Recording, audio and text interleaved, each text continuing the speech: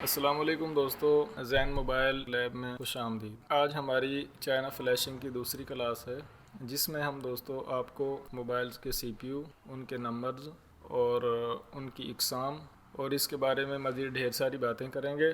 तो दोस्तों आपने करना ये है कि मुकम्मल मोबाइल फ्लैशिंग सीखने के लिए जैन मोबाइल लैब यानी कि हमारे चैनल को सब्सक्राइब करना है ताकि हमारी आने वाली हर नई वीडियो आपको वक्त पर मिल सके। तो दोस्तों मैं शुरू किया देता हूँ, जैसा कि हमने पिछली क्लास में जिक्र किया था। तो दोस्तों मैं वहीं से शुरू कर देता हूँ, आपका ज़्यादा टाइम नहीं लूँगा। दोस्तों मेरे हाथ में ये एक चिप है, चाइनीज़ मोबाइल है दोस्तों, इसकी चिप है। इसका जो सीपीयू है इसका आप नंबर देख सकते हैं। तो दोस्तों ये मीडिया टेक आप देख रहे हैं दोस्तों, एमटी के सीपीयू है। तो दोस्तों अब जो फ़ोन आ रहे हैं चाइना के, इनमें दोस्तों मैं एमटी के सीपीयू की बात कर देता हूँ। अब से पहले दोस्तों जितने फ़ोन थे, जैसा कि यानी कि पिछले कई सालों की बात कर रहा हूँ जब से चाइना के मोबाइल स्टार्ट हुए, तो दोस्तों पहले ऐसा था कि जो चिप होती थी एमटी के सीपीयू की, उसके नंबर भी मुख्तलिफ थे और उनमें कई चीज़ें अलहदा से लगी होती थी। लेकिन अब जो जदीद दौर के मुताबिक जो नई चिप एमटी के वालों ने मुतारफ़ करवाई है, तो दोस्तों उसमें तमाम की तमाम चीज़ें, जैसा कि दोस्तों लाइट आईसी, ऑडियो आईसी और कीपैड वगैरह का सिस्टम जो है वो सब एक ही चिप में, यानी कि ऐसा लगा लें दोस्तों कि तमाम का तमाम जो मोबाइल का सिस्टम है उस सारे सिस्टम को एक चिप में क्लोज़ कर दिया है। तो दोस्तों इससे मोबाइल सॉफ्टवेयर करने में और रिपेयरिंग करने में बहुत आसानी हुई है। तो दोस्तों अब जो मोबाइल आ रहे हैं इनमें एमटी के सीपीयू के जो फ़ोन हैं, जिनमें बड़ी तादाद जो छोटे फ़ोन हैं कीपैड वाले, उनकी बात कर रहा हूँ पहले। उनमें दोस्तों पहले जो थे वो मोबाइल जो थे उनमें 60 वगैरह 52 वगैरह इस्तेमाल होते थे। तो दोस्तों अब जो कीपैड वाले फ़ोन हैं चाइना के, उनमें 62 60 और 62 61 ये दो सीपीयू जो हैं ये सबसे ज़्यादा इस्तेमाल हो रहे हैं। तो दोस्तों ये जो एमटी के सीपीयू वाली चिप मैंने जो आपको दिखाई है, इसके लिए इसको फ्लैश करने के लिए या अनलॉक करने के लिए दोस्तों आपको या तो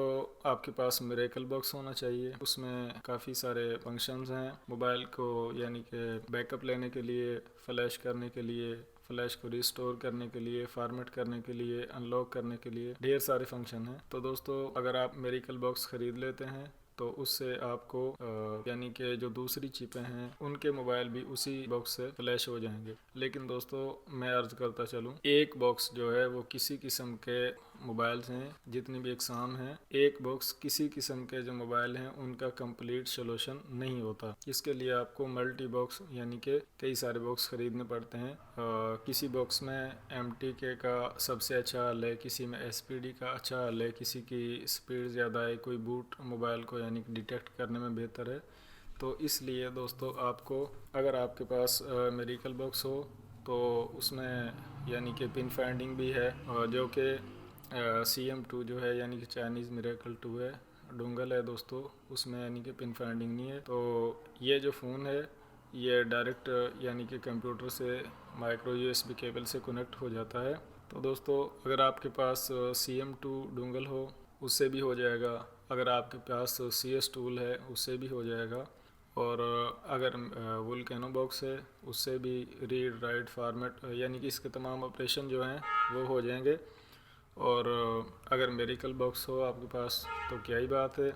और दोस्तों चाइनीज़ मोबाइल जो हैं उनमें एक बड़ा हिस्सा एनसी के डोंगल का भी है, लेकिन एनसी के डोंगल जो है वो ये जो बेसिक फ़ोन है, इतना बेसिक मोबाइल जो है इनका हिस्सा नहीं है जितना एंड्रॉयड फ़ोन का हिस्सा जो है वो एनसी के डोंगल में ज़्यादा है। तो दोस्तों ये जो मैंने 2-3 बॉक्स बताए हैं इनको आप अपने जहन में बिठा लें कि ये चाइनीज़ मोबाइल फ्लैश करने के लिए बेहतरीन टूल हैं। बेहतरीन मैं इसलिए बता रहा हूँ दोस्तों कि मैं इनको काफ़ी अरसे से यूज़ कर रहा हूँ, तो मुझे तो बहुत अच्छे लगते हैं। शायद आप भी इस्तेमाल करेंगे तो आपको भी इंशाल्लाह बहुत बेहतर साबित होंगे।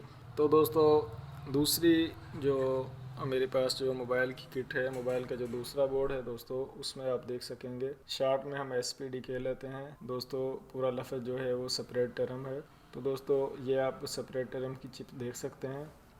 और इसके अलावा अभी मैं आपको एक छोटा फ़ोन यानी कि जो कीपैड फ़ोन होता है दोस्तों, उसकी भी चिप जो है वो मैं आपको SPD की दिखा रहा हूँ। तो दोस्तों ये आप चिप भी देख सकते हैं, इसका नंबर भी देख सकते हैं। तो दोस्तों ये सेपरेट रैम की चिप है। ये भी चाइना का फ़ोन है। तो अब मैं थोड़ा सा इसके बारे में बात करूँगा। दोस्तों, जो चाइनीज़ मोबाइल हैं उनमें जो कीपैड वाले छोटे फ़ोन हैं उनमें SPD की जो चिप इस्तेमाल हुई है दोस्तों, उसमें अब जो फ़ोन चल रहे हैं, अब जो मोबाइल जिनकी रनिंग है उनमें दोस्तों SPD SC 6531, 6530, 6530, 6531D, 6531A और 6531E, ये CPU जो हैं ये सबसे ज़्यादा इस्तेमाल हुए हैं दोस्तों। तो ये भी CPU जो हैं काफ़ी, यानी कि तमाम चीज़ें इसमें एक ही चिप में क्लोज कर दी गई हैं। इनमें दोस्तों जो मैंने CPU के नंबर्स आपको बताए हैं, आपने इनको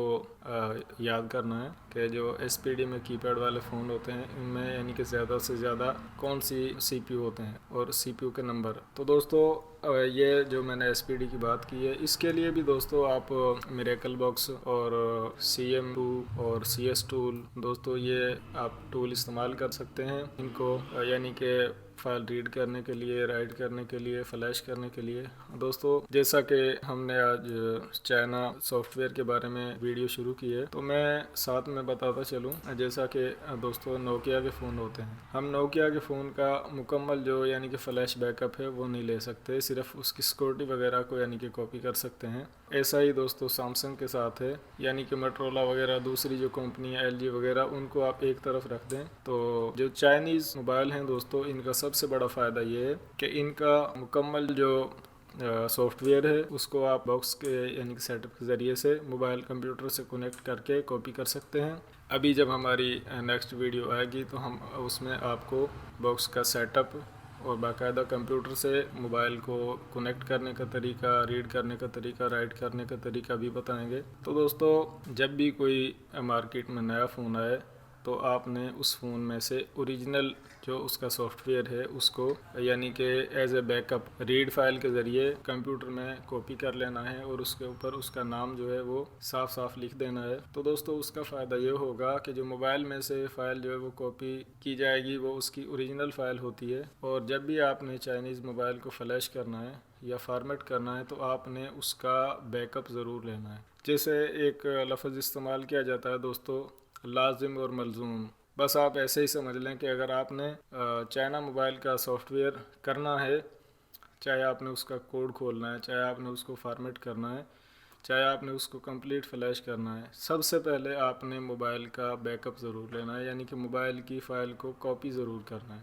उससे दोस्तों उसका फ़ायदा ये होगा कि जब भी कोई फ़ोन यानी कि फ़ाल्ट में आता है, अगर मोबाइल को कोड लगा हुआ है, रीड कोड नहीं कर रहे या एरर आ रहा है, कोड रीड हो नहीं रहा, बाई चांस मोबाइल को फॉर्मेट करने से मोबाइल जो है वो ब्लू LCD या रीस्टार्ट प्रॉब्लम या डेड हालत में चला जाता है, तो दोस्तों अगर आपने मोबाइल की फ़ाइल को एज ए बैकअप कॉपी किया होगा, यानी कि आपने बॉक्स में जो सेटअप में से रीड फ्लैश की ऑप्शन है वहाँ से आपने उसको सेलेक्ट करके उसका बैकअप लिया होगा, तो दोस्तों आपको परेशान होने की ज़रूरत नहीं पड़ेगी। बल्कि चाइनीज़ फ़ोन का जो ये एक फ़ीचर मुझे बहुत ज़्यादा पसंद है कि अगर ऐसा मसला हो जाए तो उसका जो आपने बैकअप लिया है, जो उसकी फ़ाइल कॉपी की है, उसको आपने दोबारा से राइट करना है तो फ़ोन पहले जैसी हालत में यानी कि जिस हालत में आपने रिसीव किया था उसी हालत में चला जाएगा। तो कम से कम अगर ज़्यादा भी नहीं तो कम से कम उसका ये फ़ायदा तो होगा कि आपको कस्टमर से यानी कि बातें सुनने की ज़रूरत नहीं पड़ेगी। जिस हाल में आपने मोबाइल रिसीव किया था